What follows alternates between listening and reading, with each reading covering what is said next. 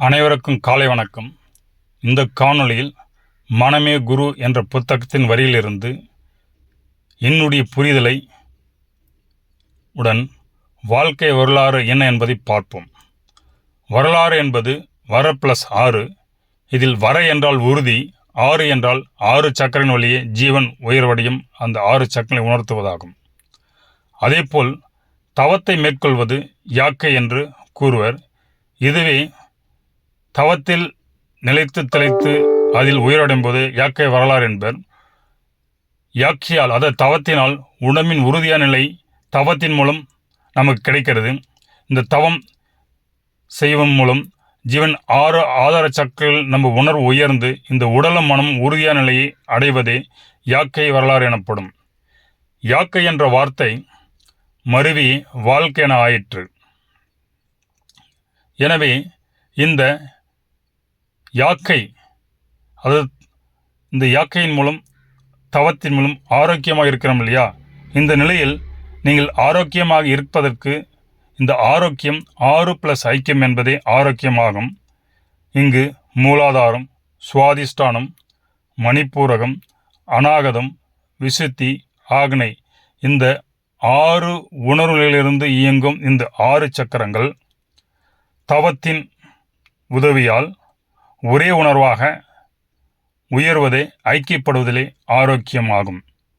சுவாசத்தில் மனம் மறைந்து விடுகிறது. இந்த மனதை தன் கட்டுக்குள் கொண்டு வந்தவர்களே ஆரோக்கியமாக இருக்கிறார்கள், ஆரோக்கியவாதி எனப்படுகிறார்கள். எனவே யாக்கை என்ற வார்த்தை மறுவே வாழ்க்கை என ஆயிற்று என்பதை அறியலாம். எனவே இதை வாழ்க்கை வரலாறு என சொல்லலாம். இந்த வாழ்க்கையை நாம் எப்படி வாழ்கிறோம் என்று கொஞ்சம் பார்ப்போம். தாவரம், விலங்கு, பறவை இவைகளுக்கு மனம் என்பது இல்லை. மனமில்லாத விலங்குகள் உணர்வோடு வாழ்கின்றன, உணர்வில் உரைகின்றன. மனம் கொண்ட மனிதன்தான் மனதின் பிடியில் சிக்கி உணர்வின்றி வாழ்கிறான். இதற்கு என்ன செய்வது என்று அறியாமல் முழிக்கிறான். அதுக்கு ஒன்றும் செய்ய வேண்டாம். மனம் என்ன செய்கிறது என்று கவனித்தால் போதும், தானாய் தன் உணர்வு வந்துவிடும். இந்த உணர்வு தான் இந்த ஜீவனை தூய நிலையில் இயக்குகிறது. இந்த உணர்வு மேம்பட்ட நிலையில் மனம் கட்டுக்குள் இருக்கிறது. அப்பொழுது மனம் ஜீவனின் அதிர்வலைக்கு கட்டுப்படுகிறது. இந்த நிலையில் மனம் ஜீவன் வசப்படும்.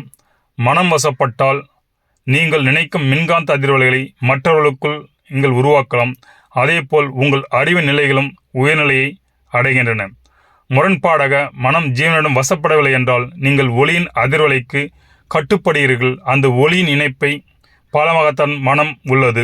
ஆனால் இந்த மனம் ஒளியின் அதிர்வலையில் உண்டாகும் வார்த்தையின் சப்த அலைகளை அலைவரிசையை கொண்டு உங்கள் உணர்வுக்குள் செலுத்தி உங்களை இயக்குகிறது.